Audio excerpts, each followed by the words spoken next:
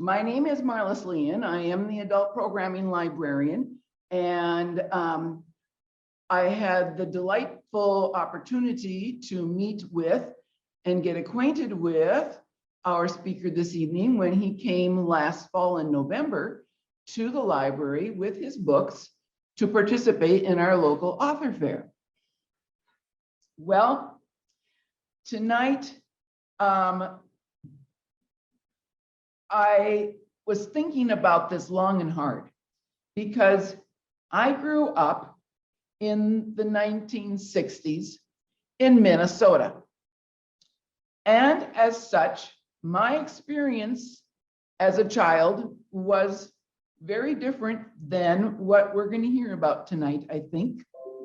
In my elementary, we had Norwegians and Swedes and Danes and some Germans and some Irish, but we didn't have anyone that didn't have white skin like I do. And as such, I didn't really, well, as a child, if we heard about on TV or the radio, some of the experiences and the problems and the challenges that were going on in the South, my parents didn't talk about it much, and I didn't hear about it much. And so not until into college did I come across and start to interact with people of different races. And so tonight, first of all, we are acknowledging the Martin Luther King Day that was just finished on January 17th and established in 1983. And we want to welcome Professor Preston Love Jr. from Omaha, who brings with him wisdom derived from his life experiences, participating with many civil rights era icons and the King family, and his crusade and community activism for economic inclusion to his work.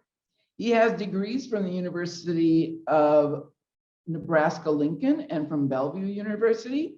He has served in many capacities in his long career, from football to politics to education. He's worked for the Omaha Star and the Omaha World Herald. He's got a number of books, and we have a few of them here in the library.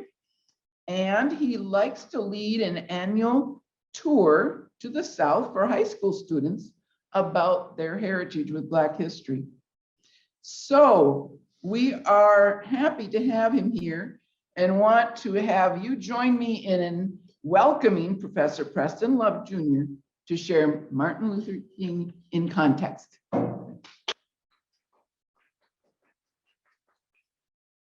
What a raving applause that was. Well, let me just say, in all seriousness, it is my pleasure to be here. I arrived a little late because I've only been here twice, and the third time I couldn't remember the other two times. So I rode around the block a couple times, and but I'm glad to be here. In a way, in the big, I'm going to call it the big Omaha city, but I know I'm going to get in trouble with that. But surely glad to be in Council Bluffs, surely glad to be with you all. And the subject is one that, quite frankly, I don't need notes. I made a couple, but We've got a little problem. Okay. I don't know if the audio is continuing to work. But I'm going to grab the mouse here. Froze here. It froze in the middle of, there we go. Okay, start talking some more. Okay. I think we're good. All right. So we're going to catch up. And what I've said so far does not require any notes. I simply am glad to be here. I'm glad to be here because, in effect, I hope to acquire a larger family. I don't know, and have as long as I've lived, and my evidence of how long I've lived is the top of my hair and the color of my hair. My church that I go to is in Council Bluffs. And is there some, am I still freezing? Am I freezing? Mhm. I don't know what's going on. I know I'm a dynamic speaker, but I Yeah, didn't know that I had that capabilities. I'll hang on to this one. Maybe that's it. But I was mentioning, are we working? Mhm. Okay, I was mentioning that my church is on right off 9th Street on 2nd Avenue, somewhere around in there. I don't really remember the address. And it's fairly new because my wife's son, Ron Parker, has taken over as, I'm going to say co-pastor, but the pastor is aging. And so he and his wife really have taken the church and managing the church. And my wife who has been in the church 100% of her life. And for those of you who might know the Church of God in Christ, she is the supervisor in Omaha for the women. And so, but she wanted to be and help her son. And so we moved our church from where we've been going for years to Council Bluffs. So I'm part of the family. So yeah. And so I feel as if I'm almost in a small room, just talking to some friends of mine. Surely, I'm sure there's thousands of people out there on this live stream. Is that what it is? Yeah, it is. Yes, live stream. I want to, of course, say again, to greet you and say it's a pleasure to have this opportunity to speak. I was in this building several months ago in a book fair, I believe. And I come, I guess when you come to speak in the library, is it assumed that you're an author? No, I get but I am an author. I've written 5 books. Maybe we'll have a chance to talk about them. But the subject, Martin Luther King, comes up once a year in some quarters, and in some others, maybe twice or 3 times a year, in some quarters, every day. And so I decided to put a title on my few comments today as putting Martin Luther King in context, in context, in context. We celebrate President's Day, and I would imagine that in many cases, people could not name other than the current, any of the presidents that we celebrate. Even Christmas, people know only about Walmart. They're not really sure why we celebrate Christmas. Yes, they just think of it as time to get off from work and give gifts and have that kind of joy. My point is, we celebrate Martin Luther King, and everybody kind of knows the name. But my small attempt today would be to put him in context. Put him in context, Martin Luther King. Now, who am I to talk about it? By the way, I'm sure in Council Bluffs, there are hundreds of barbershops. Well, let's say 100 beauty parlor salons. Yeah, well, let's say combined, there are 100. But you can go to any barbershop or salon and have someone stand and try to put Martin Luther King in context, is my point. Everybody probably has something they could say. And so, why listen to me? Is the question maybe that we should take a moment. I'm a native of Omaha, Nebraska, went to the University of Nebraska in Lincoln, as you mentioned, received the degree there. I've received a degree, for those of you who are good at math, 50 years before I received my master's. And so I received a degree in economics and played football for Bob Devaney way back then.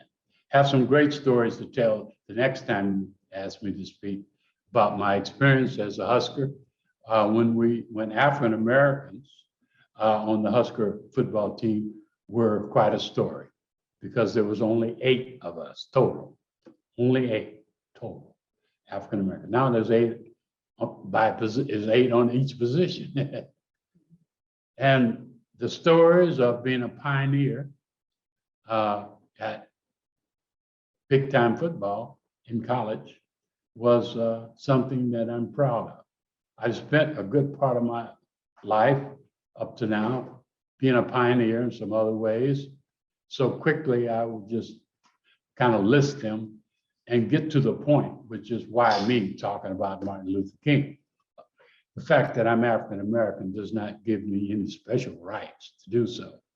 And so I spent, after graduating from UNL in economics, football player, economics. I spent 15 years with IBM. I was a pioneer with IBM. Once again, I bring you, and I want you to hear me, that I was a pioneer at the Huskers because of my race. We were pioneers. They didn't have African Americans on the big time football. Maybe one over there and one over there, one in Nebraska, one in Iowa. We were pioneers. We had 8. So when I was with IBM, I was a pioneer again because in the mid 60s, when I started with IBM, they didn't hire African Americans in the professional jobs. They had African Americans with the company, but they didn't dare hire African Americans in the mid 60s for the big jobs, the marketing, professional jobs. And so when I joined IBM, IBM was in a very serious corporate experiment, which quite frankly, I didn't realize at the time, but they hired 8 African-American men, one in San Francisco, one in Los Angeles, you got the point, Chicago, all over, and one in the Midwest, voila, me. And the idea was, during that tumultuous time in the mid-60s, whether IBM could maybe try to be diverse and inclusive. But ooh, what a chance we're taking. And so they hired us to see if we would work out. May I mention that working out meant that if you were the marketing professional with IBM in those days, you had a team of anywhere from 4 to 20 people working to call on the larger companies. Mutual of Omaha, for example, probably had a team of 20 IBMers. Well, the captain, the quarterback of that team was the professional marketeer. So I was hired to do that job. But the question is, would the team follow me? Would the rest of the branch office support me? And would the customer receive me? That was the challenge in 1966. I want to make you hear that because I'm going to reference my pioneering history and quite frankly say to you, not saying to you, but say to you, deja vu. Deja vu. So I pioneered with IBM and went on to have a very successful, along with the other 6 or 7 African Americans, we all had 6 very successful careers as professional marketeers at IBM. And may I say, without sounding like I'm patting myself on the back, that we probably made a significant generational difference in what happened at IBM in that way. And so I want you also to know the mid-60s, and I'm talking about my life so far. And then after that, there was an industry that was emerging in the nation called microcomputer industries. Some of you, I'm looking out at the in-person audience, and all of these women that are here are so young, they don't know any of the stuff I'm talking about. But I'll say that I decided that I wanted to be a pioneer and be a leader in this new industry. So I resigned from IBM to the shock and nearly heart attack of all my friends and relatives, because I was a pioneer, I was a hotshot, I was making money, in a day where it wasn't necessarily the case for African Americans. I don't care who you were, what kind of school you went to, which was all that, and you quit. And so I did. And to start my own company to sell microcomputers, I will report that I was a pioneer again. I had opened up the very first retail microcomputer store in the state of Georgia. I sold the very first Apple in Atlanta, 1980. When I wanted to get more of my inventory, I called up a guy named Steve and said, I need to get 20 Apple IIs. And he said, let Preston, hold on, let me go to the garage and see what we got. That was the Apple company. And that was Steve Jobs. Yeah. And he was just old Steve right then. And there was no stock to buy. And if there was, I probably wouldn't have bought it, not knowing really what I know now. Had I just bought 100 shares, I'd be another pioneer as a billionaire. But that's part of my history, not something I'm making up. But I had the first retail computer store in Georgia. There were many that came after me, but I lived in Atlanta.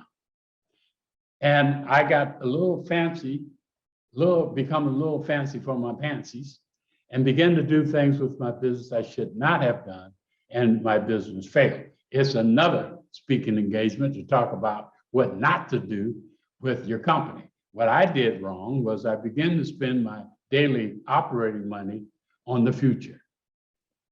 Too much on the future. It was so innovative, so wonderful, if you will, that people wanted me to franchise.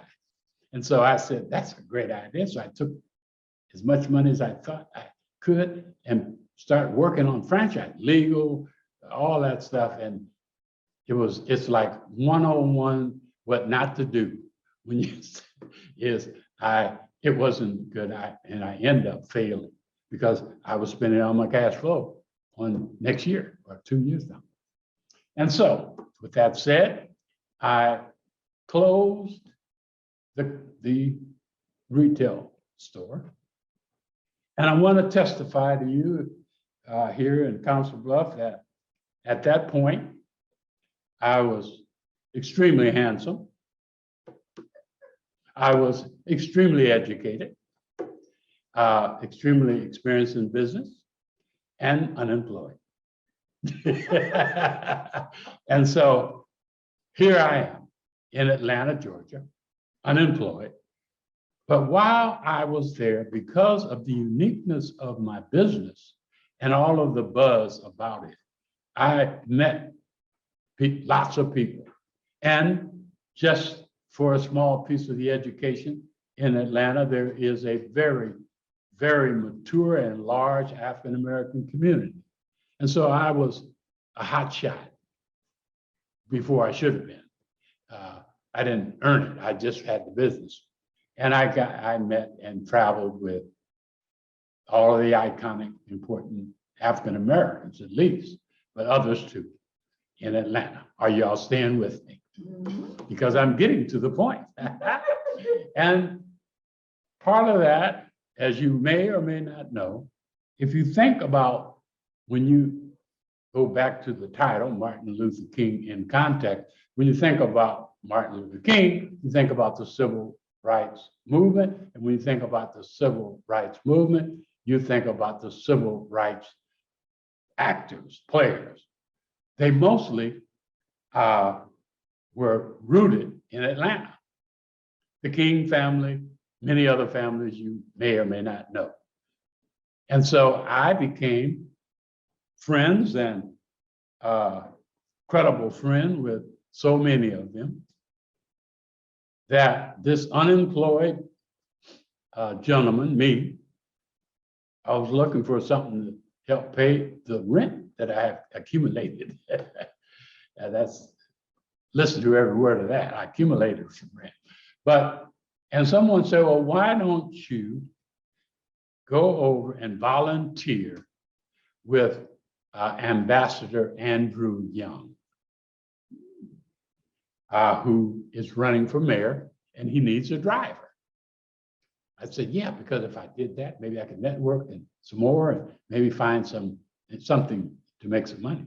And so here's the short version. I did that. And the short version is that after the election, I was appointed, his driver was appointed as the director of the Office of Budget and Management for the city of Atlanta. Not because I drove well, but because over time he realized that I was kind of underutilized. And so I became one of the 3 people that he appointed when he became mayor of Atlanta. For your historians, that was in 1980. And so out of that, it really solidified my relationship with the civil rights community, family in Atlanta, because Andy, at that point, was really the key core guy. King had been killed by then, and Daddy King was, for a moment, for part of that time, was still living, all of that. And so there were so many others, names you don't know, unless you're a historian, about the civil rights movement. How many of you know about the civil rights movement and James Orange? Aha, I knew. How many of you knew Andrew Young? Okay, all right. And how many of you knew Ralph Abernathy and so many others? I can list the names, most of them you won't know. And of course, Coretta King herself. And so, because of who he was, there was a steady flow while we're running the city of Atlanta, he as mayor and me as his budget director and also his city council whip. For those of you who might not know what that means, that meant if the administration wanted to get such and such passed, the whip goes and counts the votes and persuades. And so on that city council was this guy, I can't think of his name, John Lewis. Yeah. John Lewis was on the city council at that time. And walking around all the time was Julian Bond. And I could just go on. It was that environment. By the way, John Lewis made my job horrible. I said horrible. It was not good trouble. It was bad trouble trying to whip John Lewis in line. John Lewis was such a wonderful character, a man of such high integrity, that he was not persuaded by the kinds of ways you could persuade as the whip. Now, if I do this for you, and Andy does that for you, I need to have you do this for Andy. That none of that worked with John. John was oblivious to that kind of logic, and he made a whip go crazy, me. But we were great friends and with great respect. I knew John his entire life up until he died. And so I'm saying all of this to say, the last person that I want to mention, and then I'll put this part of what I'm going to say in context, was the young, brash, handsome, debonair, extremely effective speaker by the name of Jesse Jackson, who would come in and out of town. Are you with me so far? And so many said, oh, Jesse, we want you to meet this young guy, Preston Love. He's our computer whiz. Nobody knew about computers. And the reason why I made an impression politically is because I knew how to use computers and I figured out some, and they thought I was a genius. I was not. I just knew computers, but nobody else knew it. That makes you a genius. But keep that in mind. But I met Jesse Jackson. Make a long story short, I became in 1984 Jesse Jackson's national campaign manager. Did you know that? Yes, I'm the one who took a yellow pad and sat with him and others and figured out, what we're going to do. And so I was it. Now, I say all of that to say you're not talking to a gentleman out of the barber or shop or saloon. I'm telling you what I know. I know the context of Martin Luther King. Because when you're in that environment, you know what you learn from all of those names, the inside stories nobody else knows, all of that. And so I came away from that piece of my life as almost a historian of things that I had not personally been involved in. So when we talk about the Selma Marches, I know things that most people don't know because I heard it from somebody who was there, not from King himself, but others. And so I have that depth of that knowledge. And not only that now, and with my gray hair, the wisdom to put all of that and put Martin Luther King in context. And so the Atlanta experience and all of that, my work with Jesse, brings me to one thing I just need to tell anyone who is looking, at least for the week or so, at Martin Luther King. It needs to be said. First of all, let me say that every year we come to this point where we're talking. So everybody who speaks on it tries to figure out something that hadn't been said. And maybe there is nothing, but I have something that maybe has been said, but I surely want to say it. And that is Martin Luther King was special. He was special in every way, 360 special. There are lots of great leaders that I interacted with, and they were special because they did this, they did that. But some of them had bad character. Some of them were sleazeballs. Some of them were this, some of them were that. They were special and did special things, many of them. But Martin Luther King was uniquely special. As a religious man and with some degree of belief in faith and divineness, he, I think, was divinely dropped on us, and he was even that special. That's part of the context. May I mention to you, in case you don't remember, he was 25 years old when he took his first assignment as a pastor. Anybody know where that was?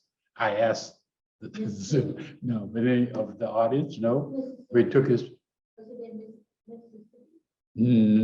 No. He took his first pastoral assignment as a young 25-year-old in Montgomery, Alabama.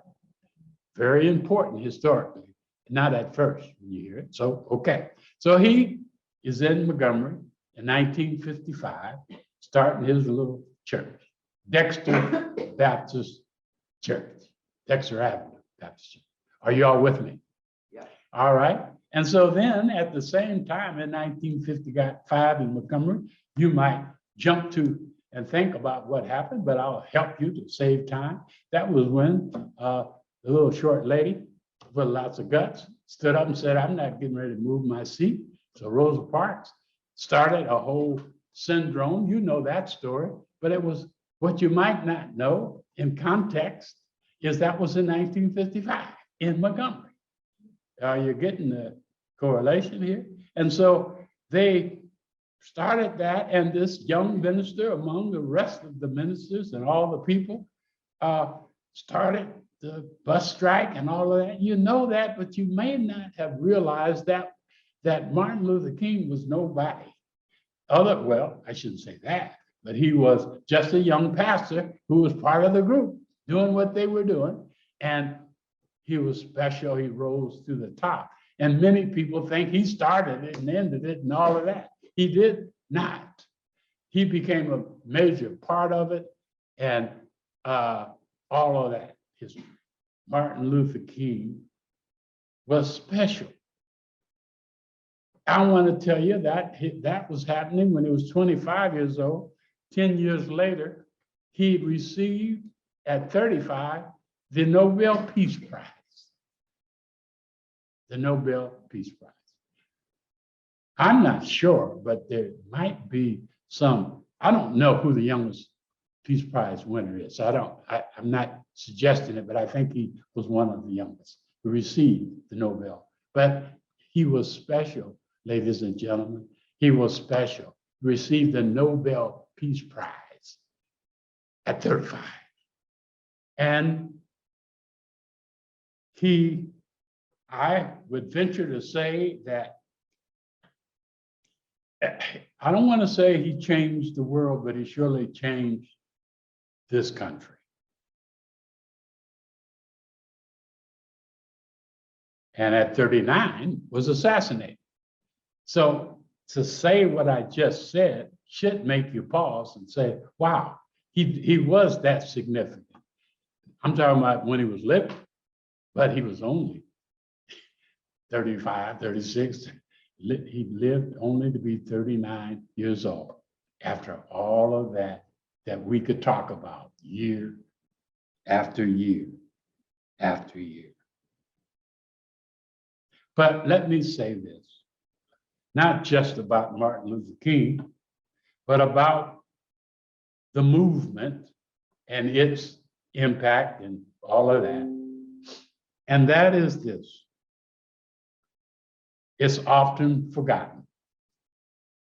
Not just Martin Luther King and some of his lieutenants like Andrew Young, but what we call the foot soldiers, those who stood up at the Montgomery bus strike and to get to work where they used to take the bus, they had to walk, or the community began to give rides.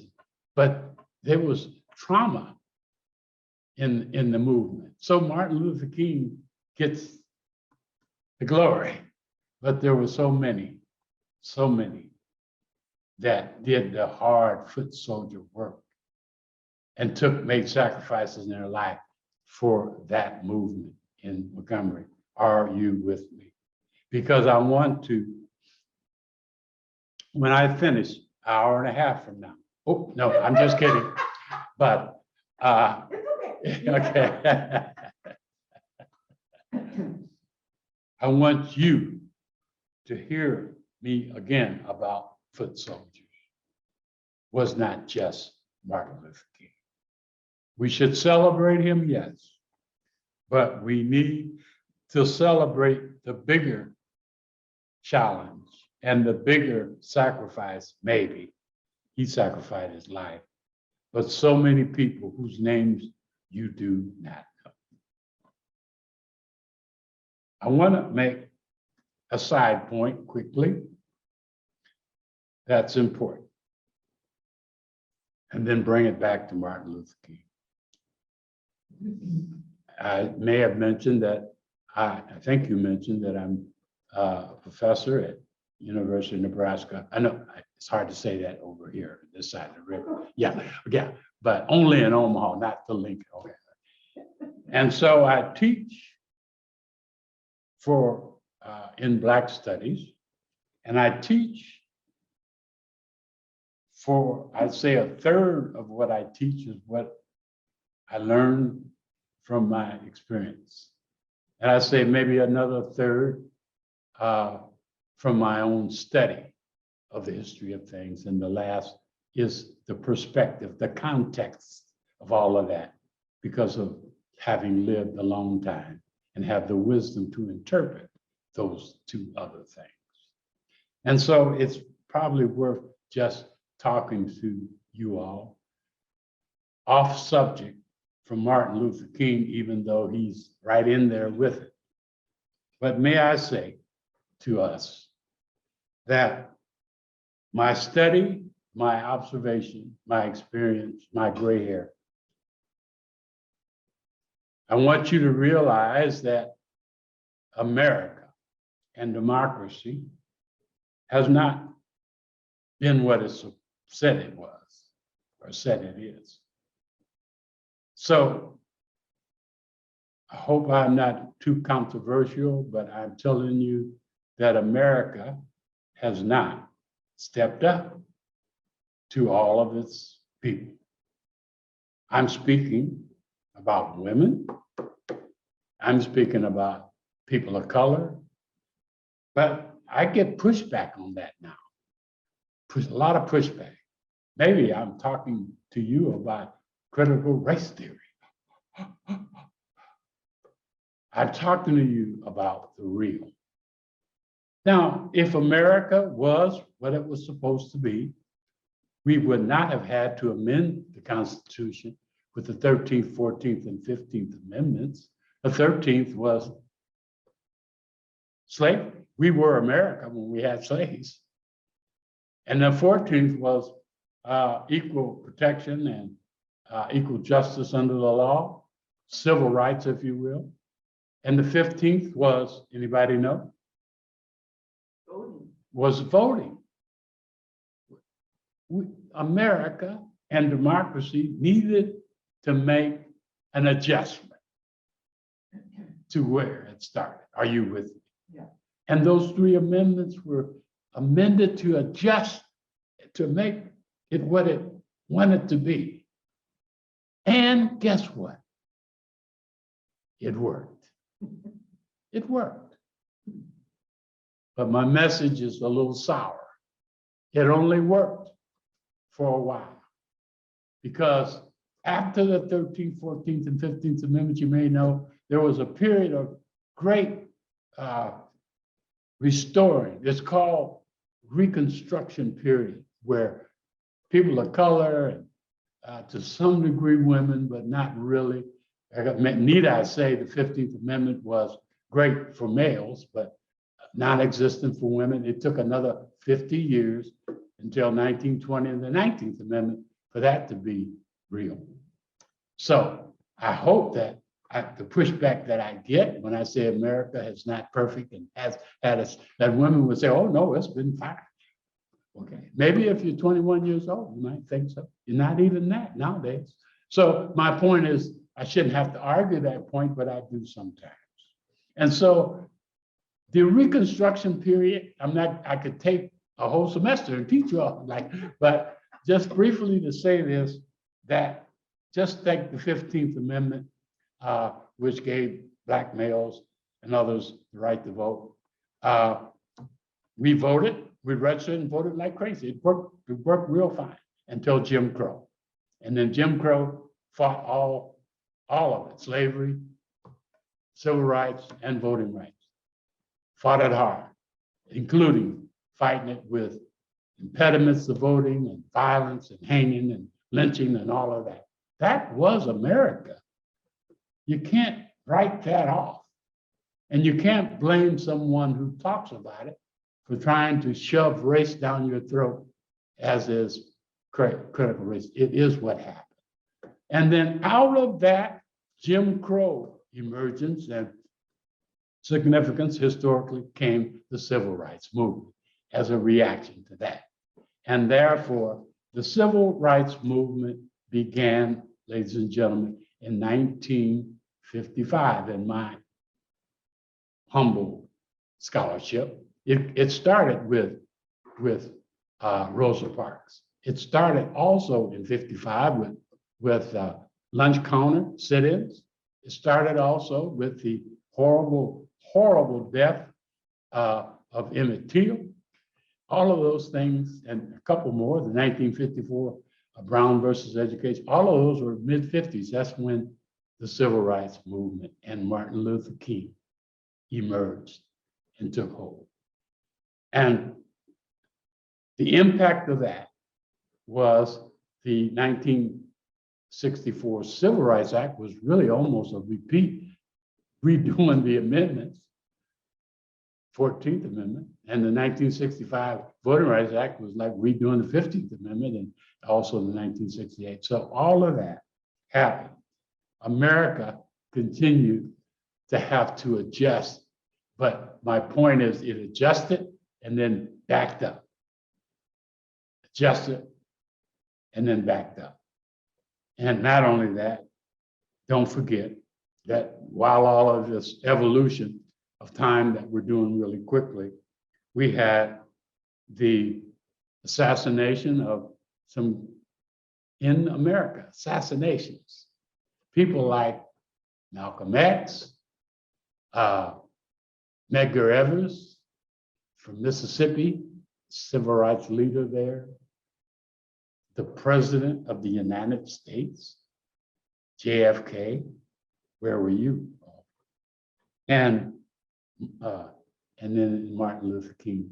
The list is long, but just remember that that happened in our wonderful America, not people who were murdered in the streets or in the ghettos. I'm talking about these people were taken out of here in our country. And so all of that, I say, has required us to make adjustments, and most of the adjustments have worked, but it backed up, which leads me to bring my comments somewhat to a logical point, which is, with all that said, Martin Luther King is the focus. And so here we are. I propose to you that we're at the crossroads needing another series of adjustments. First of all, we have so many horrific divisions among us. I'm talking about divisions. We also have divisiveness among us. Not alone COVID in all of its horrible self. And we have the emergence of hate and lack of truth. We're at a crossroads needing adjustment, is my point. And so the easy solution in a Martin Luther King talk is, let's say, easily, let's find us another Martin Luther King and another JFK or another. And I say to you, that's probably not going to happen. I could talk with you about why not. But I say to you, don't lose hope because of that. Because really, it was Martin Luther King who led the marches, but it was the foot soldiers who stood up. The foot soldiers stood up. And every one of the changes, when the adjustments were made and they worked for a period of time. And so I'm going to talk to you for 30 seconds or two about where we are now. We're at the crossroads. And I don't feel comfortable. At my age, I'm going to be 80 years old in my next birthday. So I don't have time to play with you or others. It's time for me to say what I think is the truth, which is it's time for America to make adjustments, but it's not, we don't have the time or the propensity. Well, we have the propensity, we don't have the odds that it will come from another Martin Luther King or another leader. It's going to have to come from the foot soldiers. And the foot soldiers are sitting with me now and watching this video. You, ladies and gentlemen, are the foot soldiers. And one of the things that would maybe get you to say, well, not me, is because you think you have to rise to be Martin Luther King's in some way or another. You don't. You just have to stand up at the dinner table and stand up at the family meetings, maybe your party, but forget about your party if necessary. Stand up in community meetings, stand up at school boards, stand up. And I'm not talking about necessarily being disruptive, but it's time for us to not to accept misinformation and lack of truth in the day-to-day doing. Somebody's got to say enough is enough and be heard. The foot soldiers. It's not going to be Martin Luther King. Put him in context. He was special and he's gone. And he's given us somewhat of a map, but it is going to be us. I don't want to overstate it, but I'm saying us to save democracy and to save America. We're at that same crossroads that we've been before. I'm going to end by saying something quickly if I can, which is I've tried to do that. I'm not special.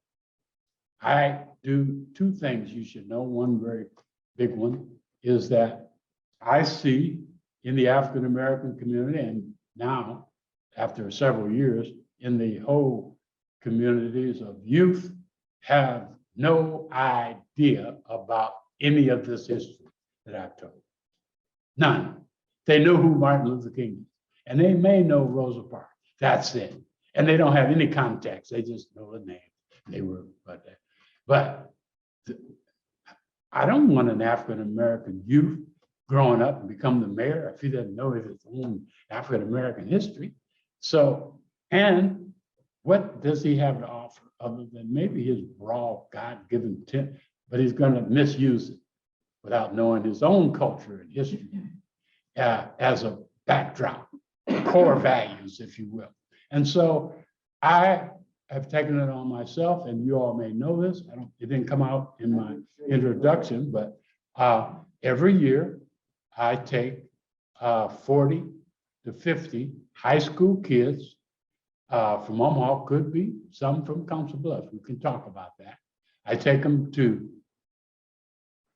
Memphis, Tennessee, Jackson, Mississippi, Birmingham, Alabama, Tuskegee, Alabama. Take them to Selma and across the Edmund Pettus Bridge. I take them to Montgomery and Atlanta, all expenses paid, so that they can come face to face with their own history and learn. It transforms them. Transforms them. Because I've seen some big old strong muscle guys who've been lifting in the gym, wearing their pants halfway down to the knees, got their hat turned all around on my tour. And they go up and they look through the window in the Lorraine Hotel and start crying because they see the bed that Martin Luther King stayed in the night before he was killed. It changes what makes a difference. That's me trying to be a foot soldier to make change with our kids. And so I have other things that I'm doing, but I wanted you to know about that because it relates to this and it's effective. I would mention, just for the fun of it, that every other year or so I take 2 buses. The second bus is all adults. And so some of you may be interested. You have to pay your own way, but we take 2.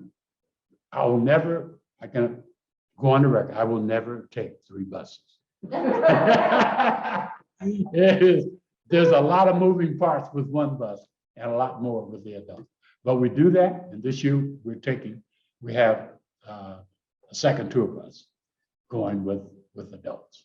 And so I say therefore, as I bring it to a close, that put Martin Luther King in context, in that he was special and he was part of the change and adjustments to America, but we found ourselves back at the crossroads requiring another change, another adjustment, and it's going to have to be me and you.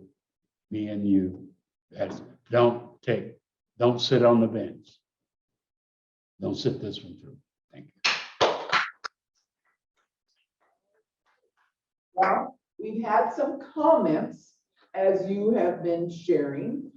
I get the impression that you may know this lady. There is somebody named Moore, and she says, "Good evening, brother love, from A. Moore of Fremont, Nebraska." Oh. So anyway. I'm going to say yes, because if I say no, she's going to say. But I surely, what does she have to say? Well, she says, first of all, it's excited to participate in this evening, and it's going to be a highlight for her day. And then she says, yes, Martin Luther King was a divinity man. He's a man of God and a great leader, and we need more leaders like him. His voice rung out to a lot of people, no matter the color of their skin, race, or ethnicity. And so, Well, Kathy, if you're still watching, appreciate your comments. she said, don't lose hope. God is in charge and knows all. So when you take these students down south, do you take them for 2 weeks? No, it's a week. It's 1 week. It's 1 week. One We week. leave on Sunday and return on Sunday. Uh-huh. Yeah, there's 2 weeks because the second week you sleep. Yeah, but Recovery. it's pretty grueling Oh, trip. yeah. The trip is not for fun, even though they have fun. It is about teaching them the history, and we have all kinds of tools. We do it right. We take a nurse, we take a chaperone, all of those things, and now we require vaccines and all of that. Sure. But it is, and I don't know, and it may sound like I'm changing the subject, but I am pioneeringly, I write a column, an editorial column for the Omaha World. And so about once a month, I write a column, and I bring it up now because I wrote a very excellent, I think, column about this, the 2021 kids that went on the trip were different. And I expanded that whole subject. They were harder to reach. They didn't have as much attention span. They were harder to discipline. They were harder to get the lessons that we learned. And we had a challenge. And the name of the article is They Watched Us Pray.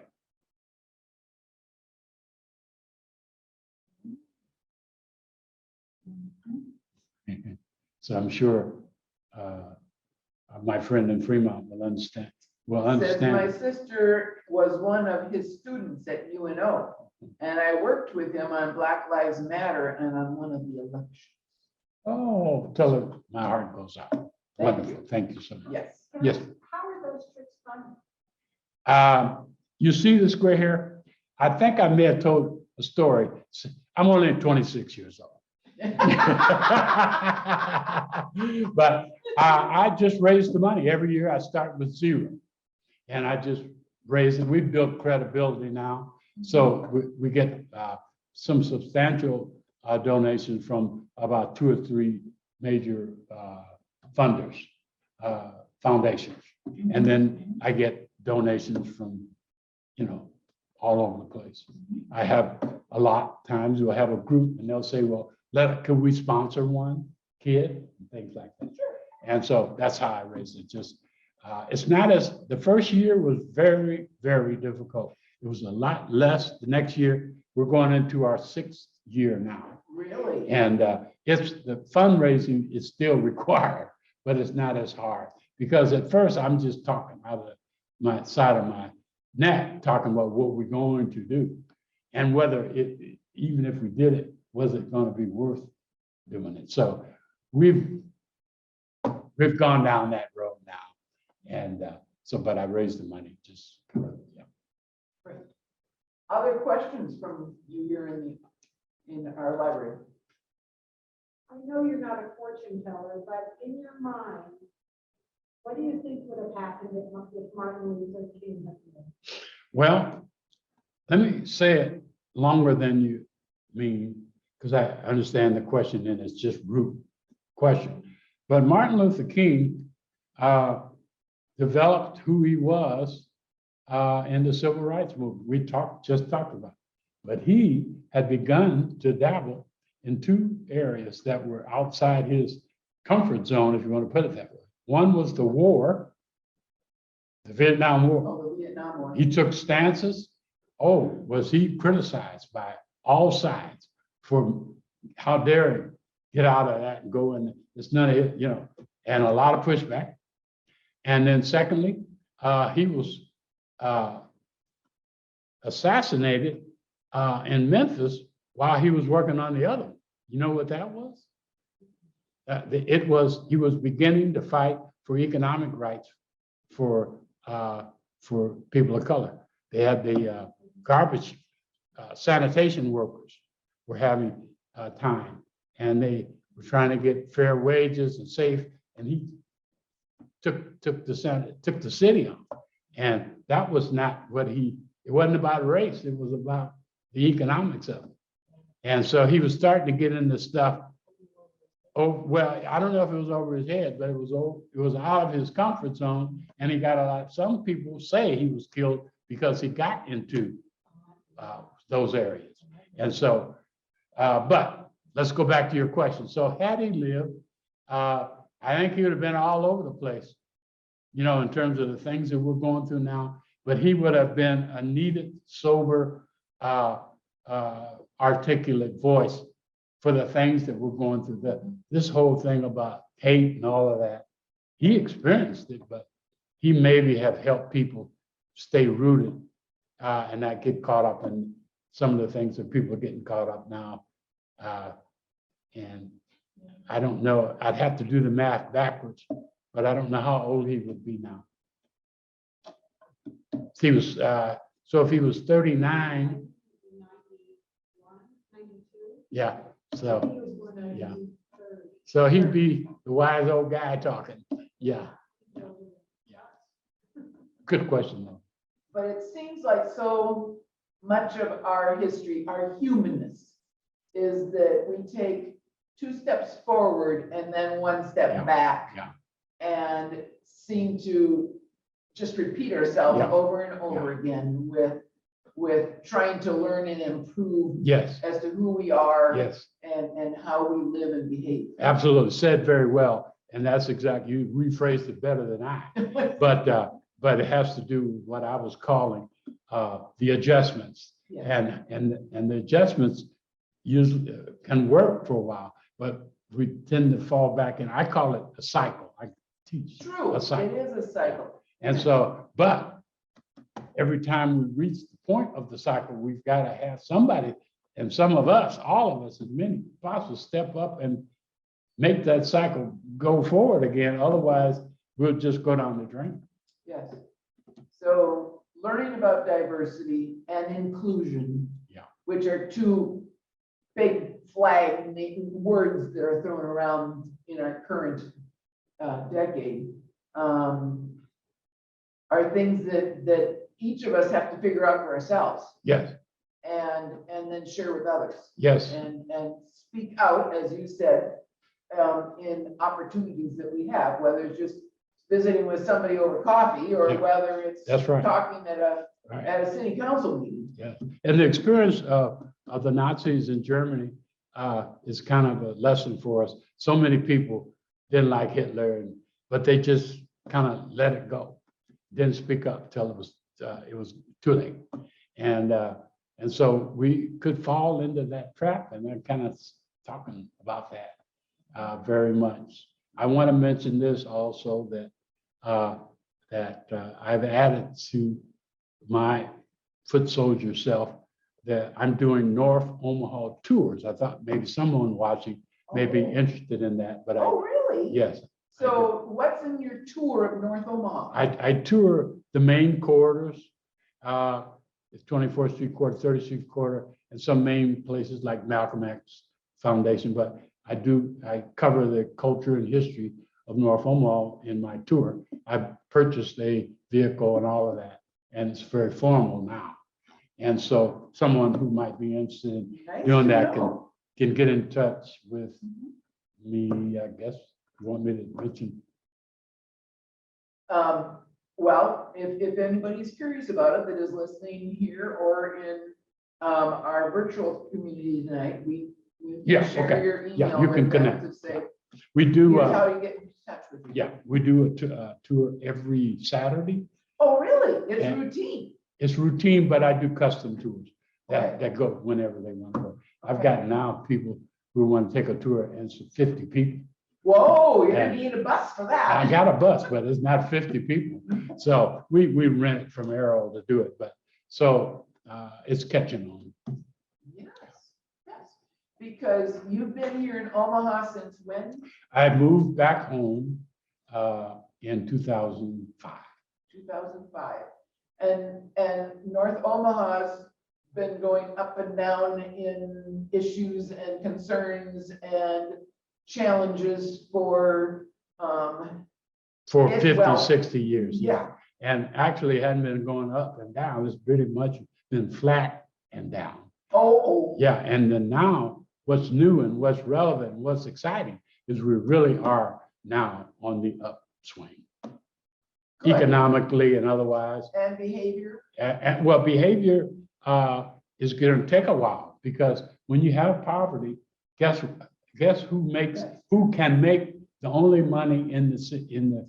Drugs. Drugs and robbing and all of that. And so you have a piece of the pie but the community bigger than that piece can be stagnant. But now the community, other than that slice, is really good things are happening. And see, what will happen is if we really grow, then the young man who we look down at is really a nice young kid.